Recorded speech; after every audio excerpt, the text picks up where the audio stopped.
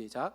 겟세마네로 초대하시는 예수님이라는 제목으로 함께 말씀 나누겠습니다. 오늘도 우리 옆에 있는 분들 축복해 볼까요? 오늘도 여전히 빛나십니다. 인사하겠습니다.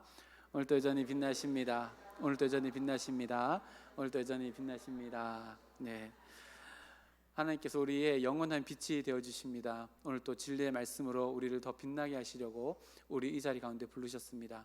오늘 또 예배 가운데 그 빛을 마음껏 품고 또 우리를 보내시는 그 세상의 자리에서 마음껏 하나님의 빛을 비춰나가는 주님의 아름다운 도구가 되어지는 우리 모두가 되기를 주님의 이름으로 축복합니다.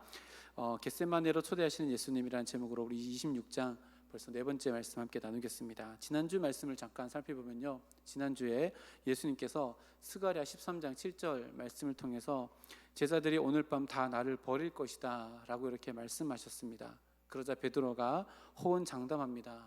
예수님, 다른 사람은 몰라도 저는 아닙니다. 저는 아니지요 라고 이렇게 장담합니다. 그러나 예수님께서 말씀하십니다. 네가 오늘 밤 닭 울기 전에 3번 나를 부인하리라.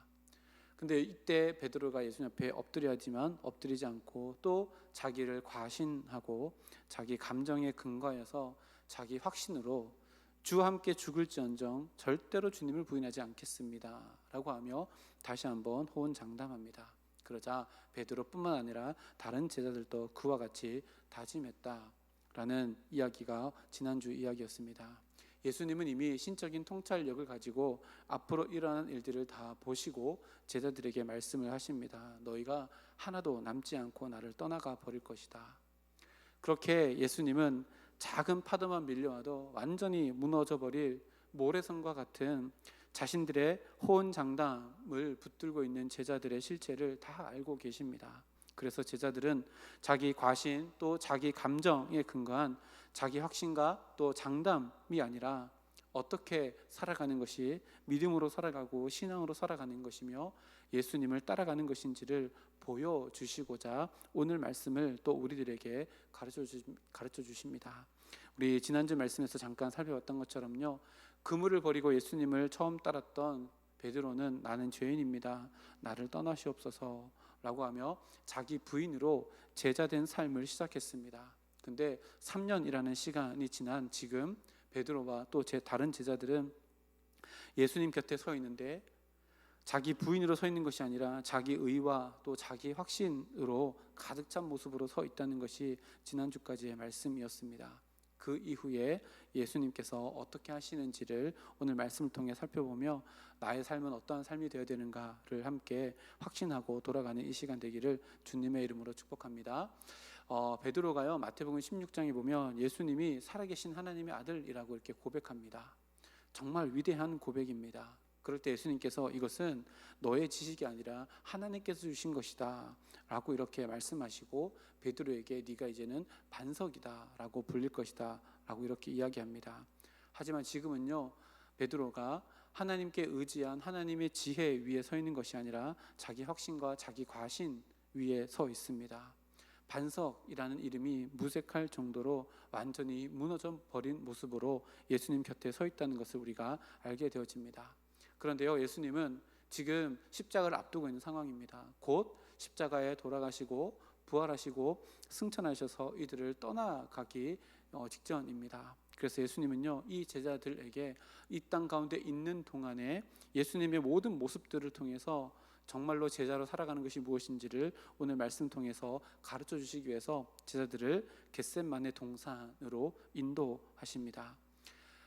예수님, 하나님께서 이 땅 가운데 보내신 예수님을요, 요한복음에 예수님은 말씀이시다, 예수님은 그 말씀이 육신 되셔서 이 땅 가운데 오신 하나님의 영광이요 하나님의 은혜요 하나님의 진리이며 세상의 빛이며 세상의 생명이다 라고 이렇게 선포하셨습니다. 그런데 그런 분이요, 겟세마네 동산에서 제자들을 데리고 가서 제자들에게 보여주신 모습은 강함이 아니라 연약함이 공존합니다. 담대함이 아니라 두려움도 공존하는 모습입니다. 평온함이 아니라 혼란 가운데 있는 모습을 제자들에게 보여주십니다. 그래서 예수님이요, 신이시면서 동시에 참 인간이시라는 모습을 제자들에게 보여주시며 믿음으로 살아가는 것이 무엇인지를 오늘 말씀을 통해서 가르쳐 주시는데요, 36절 말씀을 보면 36절에 이에 예수께서 제자들과 함께 겟셋마네라 하는 곳에 이르러 제자들에게 이르시되 내가 저기 가서 기도할 동안에 너희는 여기 앉아 있으라 하시고, 제자들을 예수님께서 승천하시기 전에 제자들에게 무엇인가를 더 가르쳐 주시기 위해 교육 장소로 삼은 곳이 이 겟셋마네라고 하는 곳입니다. 잘 알겠지만 이 겟셋마네는요, 감람 나무가 많이 있는 감람나무 동산입니다. 가수원, 일종의 가수원인데요. 그래서 감람나무에서 나오는 이 올리브 열매에 기름을 짜기 위해서 그곳에 기름 짜는 틀이 있었습니다. 그래서 겟셋마네라고 하는 이 이야기 말 자체가 기름 짜는 틀이라고 하는 의미가 담겨져 있는데요. 예루살렘에서 보면 앞쪽에 있는 동산이고 직진거리로는 1.2km 정도 되는 떨어진 곳입니다. 요한의 기록, 다른 기록을 보면요, 예수님과 제자들이 종종 이 겟셋마네 동산을 찾았다는 것을 알 수 있는데요. 이게 뭘 의미할까요?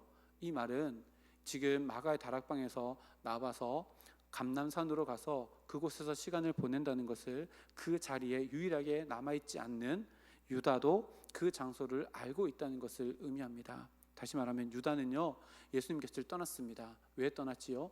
예수님을 대제사장들과 함께 잡기 위해서 떠났습니다. 근데 대제사장들이 우려하는 것이 예수님의 추종자들이 많기 때문에 우려했는데, 유다는 예수님이 무리들과 떨어져 있는 장소와 시간을 제자로서 너무나도 잘 알고 있었기 때문에 그 겟셋마네를 다시 찾아오게 될 것이라는 이야기가 이 이야기 밑에 깔려져 있습니다.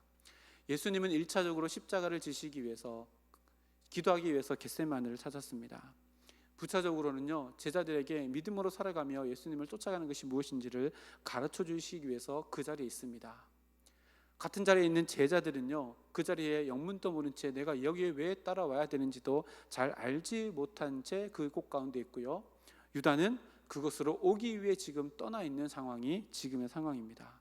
그래서요, 겟세마네 동산에 예수님께서 도착합니다. 제자들과 도착합니다. 이 장면을 보면 마치 모리아산에 아브라함이 이삭과 또 종들을 데리고 갔다가 아들만 데리고 그 모리아산에 올라갈 때 종들을 남겨놓은 것처럼 예수님은 8명의 제자들은 먼 곳에 남겨놓고 베드로, 야고보, 요한만 데리고 한적한 곳으로 다시 들어가십니다. 그리고 난 이후에 37절 말씀 보면 베드로와 세베대 아들 두 아들을 데리고 가실새 고민하고 슬퍼하사라고 이렇게 기록합니다. 베드로의 이름만 나오는데요, 아마 그 뒤에 베드로가 추측이 되어서 이야기가 연결되어지기 때문에 마태는 베드로 이야기만 언급한 것 같습니다. 세베대의 두 아들은 야고보와 요한이지요. 그리고 38절 말씀을 보니까 이렇게 예수님께서 말씀하십니다. 이에 이르되 내 마음이 매우 고민하여 죽게 되었으니 너희는 여기 머물러 나와 함께 깨어 있으라 하시고, 예수님이 이 말씀과요, 요 직전에 있었던, 지난주에 살펴봤던 제자들의 말과 상당히 대조가 된다는 거 혹시 느껴지십니까? 예수님은요, 제자들에게 뭐라고 말씀하시냐면 내 마음이 매우 고민하여서 죽게 되었다, 내 마음이 너무너무 힘들다 라고 이야기했는데, 제자들은 마가 다락방에서 뭐라고 했죠? 절대로 주님을 떠나지 않겠습니다. 호언장담했습니다. 너무 대조되어지는 모습이지요. 이는 단순히 제자들에게 하시는 말씀이 아니라요, 상황을 품고 하나님 앞에 엎드리는 방법이 어떠한 것인가를, 그 마음가짐이 어떠한 것인가를 제자들에게 알려주는 겁니다. 어떤 마음일까요? 바로 이겁니다. 내 마음이 고민되고 죽게 될 만큼 힘들고 어렵다는 것을 솔직하게 하나님께 드러내는 것이 믿음의 첫걸음을, 예수님을 따라가는 첫걸음을 내딛는 것이다 라고 가르쳐주는 대목이 바로 이 대목입니다. 구약 성경의 믿음의 선조라고 손꼽히는 다윗에게도요, 이 통회하는 마음으로 하나님께 엎드렸던 인물로 우리들에게 잘 알려져 있습니다. 다윗의 평생에 큰 오점 하나를 찾는다면 무엇일까요? 충신인 우리아의 아내를 범한 사건입니다. 근데요, 우리아의 아내를 범하고 난 직후에 다윗은요, 이것이 죄라는 것을 깨닫지 못하고 하나님께 엎드리지 못합니다. 자기가 가지고 있는 자리에 대한 과신으로 우리아를 죽이게 되어지는 더 큰 죄를 짓고 맙니다. 그러다가 하나님께서 나단 선지자를 보냈고 하나님께서 다윗에게 은혜를 주고 깨닫는 은혜를 주셔서 그제서야 내가 하나님께 죄를 지었다는 것을 깨닫고요, 엎드리게 되어집니다. 그때 쓴 시가 시편 51편입니다. 시편 51편을 보면 이렇게 시작합니다. 하나님이여 주의 인자를 따라 내게 은혜를 베푸시며 주의 많은 긍휼을 따라 내 죄악을 지워 주소서. 나의 죄악을 맑게 씻으시며 나의 죄를 깨끗이 하소서. 3절에 무릇 나는 내 죄가를 아오니 내 죄가 항상 내 앞에 있나이다. 이렇게 솔직한 마음으로 탄식합니다. 그러다가 이 탄식 끝에 다윗이 이런 결론을 얻게 되어집니다. 17절 말씀인데요, 함께 읽어보겠습니다. 하나님께서 구하시는 제사는 상한 심령이라. 하나님이여 상하고 통회하는 마음을 주께서 멸시하지 아니하시나이다. 아멘. 하나님이 우리에게 바라시는 것은요, 다윗이 자기의 권리, 자기의 권세를 가지고 그 자리를 지키고 있는 자기 과신, 자기 확신이 아니라 하나님께 엎드리는 상한 심령이라는 것을 다윗이 깨닫고 이렇게 시편을 기록하여서 지금 우리들에게도 이야기하고 있습니다. 다수 예수님께서 제자들에게 하신 말씀을 살펴보면요, 38절 말씀에 이에 말씀하시되 내 마음이 매우 고민하여 죽게 되었으니 너희는 여기 머물러 나와 함께 깨어 있으라 라고 말씀하십니다. 나와 함께 깨어 있으라. 깨어 있는다는 것이 무엇인지 이 말씀을 통해서 다시 한 번 더 생각하게 됩니다. 이 말씀을 가지고 깨어 있음을 정의해 볼까요? 이렇게 됩니다. 깨어 있음이란 자기 과신의 자리에서 내려와 자기 부인의 자리에서 통회하는 심령으로 하나님께 엎드리는 겸손함으로 인내하며 기도하는 것, 이것이야말로 진정한 깨어 있음이라고, 신앙생활의 첫걸음이라고 예수님께서 제자들에게 가르쳐 주시는 모습입니다. 통회하는 심령으로 하나님 앞에 엎드리는 이 깨어 있음의 자리는요, 자기 길은 없습니다. 자기 생각도 없습니다. 자기 의도 없고요, 자기 방법도 없고 자기 욕심도 자리 잡을 곳이 없습니다. 솔직한 자기의 마음을 하나님께 내어놓는 자리이기에 자기 감정에 근거한 호언 장담도 한마디도 내뱉을 수 없는 자리가 깨어있음의 자리, 하나님께 인내함으로 엎드려 기도하는 자리라는 것을 예수님께서 몸소 보여주십니다. 그저 하나님께 엎드려서 내 마음속에 무너지고 있는 나의 마음, 이미 무너져 있는 나의 아픔, 누군가로부터 무엇인가로부터 생겨난 나의 상처가 만들어가는 비명, 그리고 나의 연약함과 악함으로 인한 죄의 그늘들이 만들어가는 어둠 속에서 들려오는 그 탄식들을 그대로 송두리째 하나님께 토로하는 자리가 깨어있음의 자리라고 예수님께서 분명히 말씀합니다. 그리고 바로 그 통회하는 자리에서 어떤 일이 일어날까요? 39절 말씀에서 우리에게 가르쳐 줍니다. 조금 나아가사 얼굴을 땅에 대시고 엎드려 기도하여 이르시되 내 아버지여 만일 할만하시거든 이 잔을 내게서 지나가게 하옵소서. 그러나 나의 원대로 마시옵고 아버지의 원대로 하옵소서 하시고, 예수님요 제자들을 떨어져 놓고 조금 나가서 하나님 앞에 엎드려서 깨어있음으로 하나님께 기도합니다. 하나님과의 관계가 얼마나 깊은지를 이 기도를 통해서 우리가 알게 되어지는데요, 예수님은 하나님을 내 아버지, 아버지가 파테르이거든요. 네라는 것은 무입니다. 파테르 무라고 이렇게 부르시는데요, 유대인은요 절대로 하나님을 아버지라고 부르지 않습니다. 하나님과의 거리감이 있다라고 느꼈기 때문에 그렇습니다. 근데 예수님은요 유대인의 입장에서는 너무나도 파격적인 호칭을 쓰며 하나님께 기도합니다. 파테르라고 기도합니다. 너무나도 사적이고 너무나도 친근하고 격식이 없는 단어, 아빠라고 하는 단어로 하나님과 너무 가까운 깨어있음의 기도로 하나님께 나아갑니다. 즉 나의 모든 것을 다 내려놓고 통회하는 심령으로 하나님께 엎드리는 그 깨어있음의 자리는 어떤 자리냐? 하나님과 나의 존재가 본질적으로 친밀함을 경험하는 자리, 그래서 하나님을 아빠라고 부를 만큼 사적이며 친근한 자리, 의지가 되어지는 그 자리라는 것을 예수님께서 몸소 보여주십니다. 그리고 아빠 아버지 앞에 엎드린 예수님의 그 엎드림의 자리는요, 처음에는 번민과 고민으로 슬픔으로 엎드렸던 자리였습니다. 근데 그 자리가요 하나님과 친밀한 교제를 통해서 점점 바뀌어져 나가게 되는데요, 다시 말씀 보면 내 아버지여 만일 할만하시거든 이 잔을 내게서 지나가게 하옵소서. 그러나 나의 원대로 마시옵고 아버지의 원대로 하옵소서. 여기서 잔이라고 하는 것은요 하나님의 진노의 잔입니다. 모든 죄에 다 짊어져 있는 죄의 삭슬로 죽음을 맞이해야 되는 하나님의 진노의 잔입니다.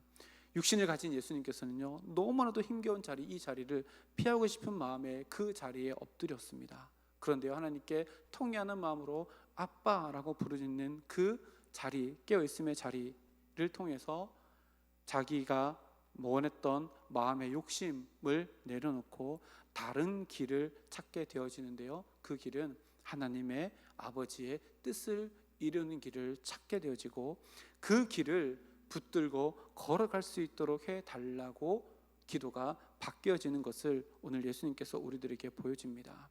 처음에는요, 기도할 때 엎드렸을 때 아버지 이거 지나가게 해주세요 라고 해서 지금 경험하고 있는 아픔이 이 세상에서 가장 큰 문제이고 이 세상에서 가장 무거운 짐처럼 느껴졌지만, 기도하는 가운데 하나님과의 관계가 회복되어지니까 그것보다 더 무겁고 그것보다 더 중요한 것이, 나의 아픔보다 더 중요한 것이 하나님의 뜻이 나를 통해서 이루어 나가시는 것이라는 것을 깨닫고 이것을 붙잡는 순종의 마음으로 바뀌어져 나가는 자리가 바로 이 자리였습니다.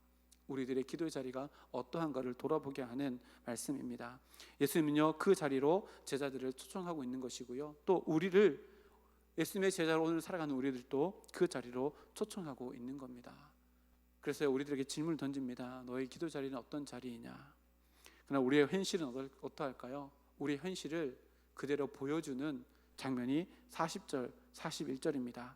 제자들에게 오사 그 자는 것을 보시고 베드로에게 말씀하시되 너희가 나와 함께 1시간도 이렇게 깨어있을 수 없더냐?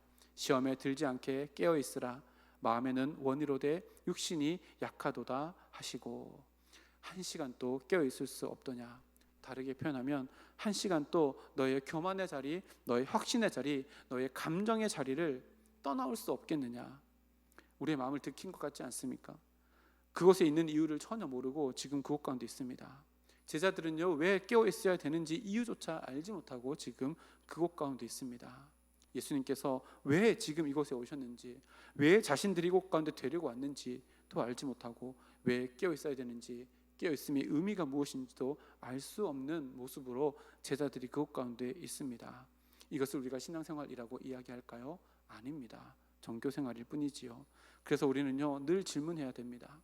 신앙생활은 질문의 연속입니다. 하나님, 왜 나를 지금 이곳에 세우셨습니까? 하나님, 나를 통해서 이곳 가운데 이루시고자 하시는 것이 무엇입니까? 하나님, 그렇다면 그것을 어떻게 이루어 나가야 합니까? 나에게 요구하시는 것이 무엇입니까? 늘 이렇게 질문을 가지고 하나님께 엎드린 것이요, 기도입니다. 아니요, 더 정확하게 이야기해 볼까요? 그 질문 자체가 기도입니다. 그리고 그 질문을 통해서요, 하나님은 우리가 무거운 짐을 가지고 하나님께 엎드렸을 때 진짜 그것이 무거운 짐인지 아닌지, 더 중요한 것이 무엇인지를 우리들에게 깨닫게 하는 자리가 기도의 자리가 되어지고, 기도 후에는요, 내가 짊어졌던 짐이 무거워서가 아니라 하나님께서 나에게 짊어지시는 그 짐이 내가 짊어지겠습니다 하는 열정의 무게로 다시금 일어설 수 있는 기도가 될 것입니다. 예수님께서 그것을 우리들에게 보여주십니다. 그리고 제자들이요, 1시간도 깨어지 못한 이유가 뭘까요? 자기 자신을 돌아보지 않았기 때문에 그렇습니다. 이것을 조금 유식한 표현으로 바꿔보면요, 제자들은 성령의 조명하심 가운데 자기를 비추는 훈련을, 경건의 훈련을 하지 못하고 있었기 때문에 그렇습니다. 생각해 보십시오. 모든 인간은 불완전합니다. 성도 역시도 마찬가지입니다. 그래서 필요한 것이 뭘까요? 자기를 돌아보는 자기 성찰입니다.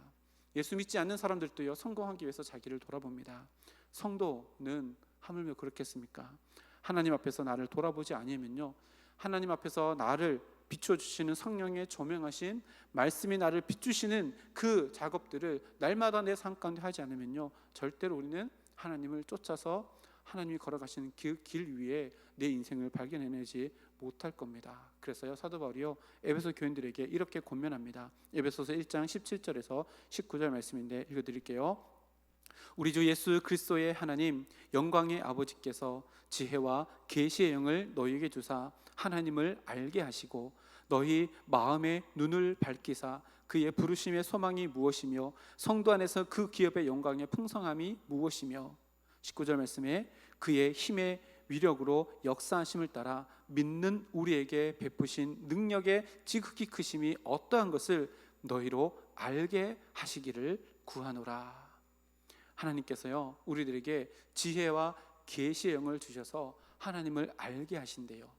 그러면서 우리의 눈을 밝혀주셔서 우리로 알게 하기를 원하신다. 이것이 바로 하나님의 비춰주신, 말씀으로 비춰주신 성령님의 조명하심, 말씀의 거울로 나를 비춰보시는 하나님께서 우리를 통해서 역사하시는 방법입니다.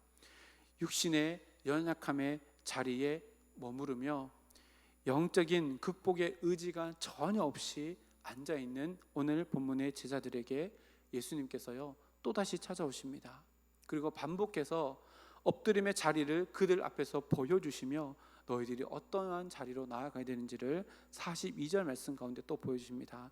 다시 두 번째 나아가 기도하여 이르시되.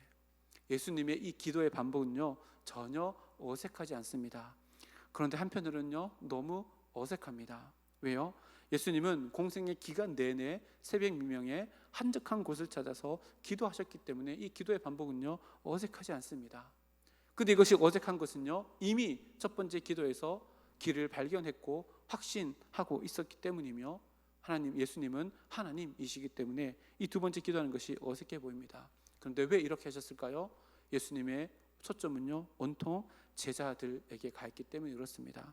기도의 본을 보여주신 겁니다. 기도는 반복함에 있어서 끝이 없다. 기도는 지루한 반복이 아니라 하나님과의 친밀한 방법이며, 하나님의 은혜의 셈이 깊고도 넓기에 늘 새롭고 늘 깊어지는 은혜가 너희들에게 주어지는 자리이기에 너희들이 반복해야 될 것이 이것이다 라고 이야기하지만, 제자들이 지금 반복하는 것은 깨어있지 못함, 어리석음을 반복하고 영적인 잠듦을 반복하고 있는 모습을 보여줍니다. 예수님께서 두 번째 반복하는 이 기도의 내용도 보면 조금 변화가 있다는 것을 알게 되는데요.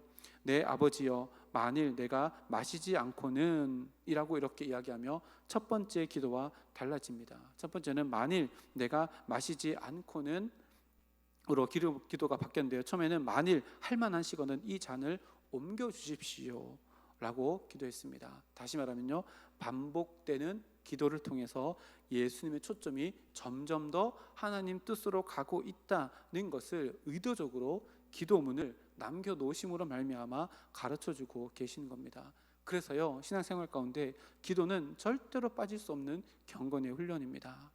성화가 하나님을 닮아가는 거룩한 과정이라는 큰 그림이라면, 그 성화 안에 있는 이 기도는요, 그 거룩하신 하나님과 더 친밀해지는 과정이라고 말할 수 있습니다. 그러니 성화의 삶에 기도는요, 빠질 수 없습니다. 더 친밀해지면 속마음까지 다 이해하게 되는 것처럼 기도가 바로 하나님과의 속마음, 하나님의 진짜 마음, 하나님의 궁극적인 그 뜻을 알아가는 자리, 곧 성화를 이뤄가는 첫 번째 단계의 자리라는 것을 다시 한 번 더 이야기합니다. 그렇게 두 번째 기도를 마치시고 또다시 제자들에게 돌아옵니다. 그때요, 43절 말씀에 마태가 이렇게 기록합니다. 다시 오사 보신즉 그들이 자니 이는 그들의 눈이 피곤함일러라.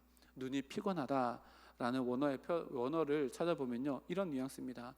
누군가가 눈꺼풀에 무게추를 달아놓은 것이다 라는 표현인데요, 그래서 자기 의지로는 이것을 올릴 수 없는, 그래서 잠에 압도당한 상태를 말한다고 합니다. 즉 제자들의 눈은요, 육신적인 피로감뿐만 아니라 정신적인 해이해짐의 그 무게추가 달려있어서 눈을 뜨지 못하고, 다시 말하면 깨어있지 못하고 하나님과 같은 모습으로 하나님을 닮아가지 못하는 모습을 보여주고 있다는 얘기입니다. 그런데요, 이 장면에서 제자들의 이 모습보다 더 중요한 것이 있습니다.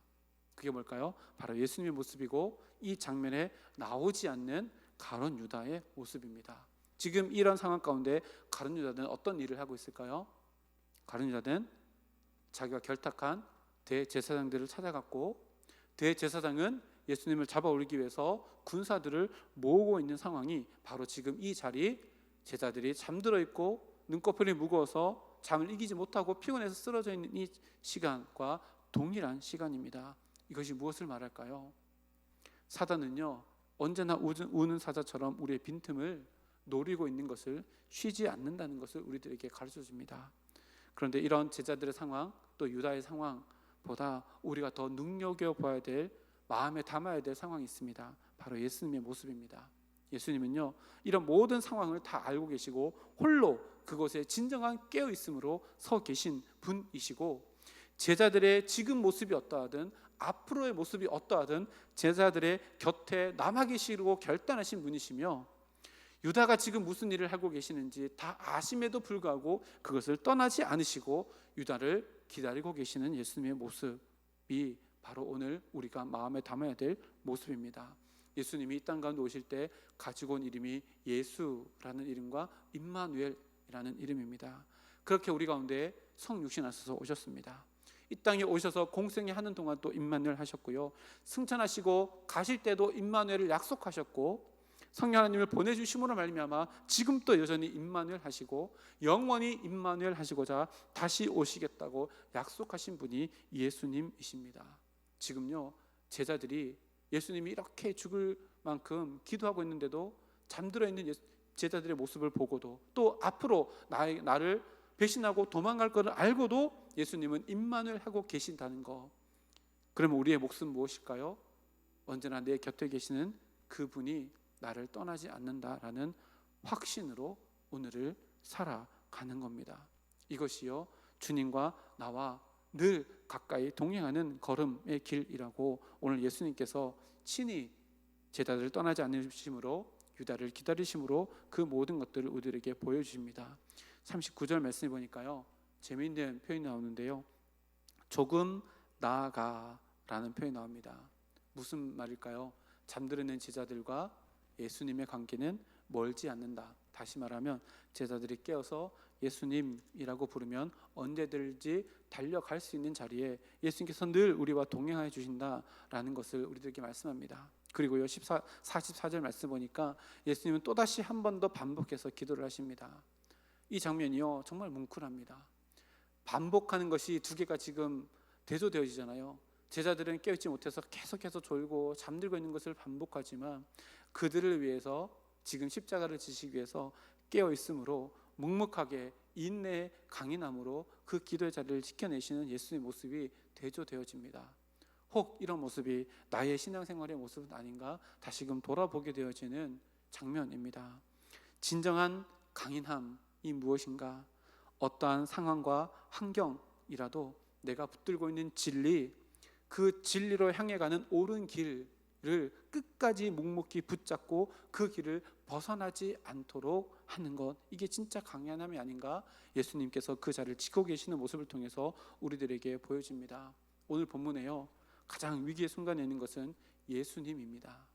제자들도 떠나가기로 다 예수님께서 보고 계시고, 나를 잡으러 오는 유다와 대제사장들의 군대들이 있는 상황입니다. 위기 상황입니다. 그리고 모두가 다 떠나가 버린 상황이기 때문에 예수님은 홀로 고독한 상황 가운데 있습니다.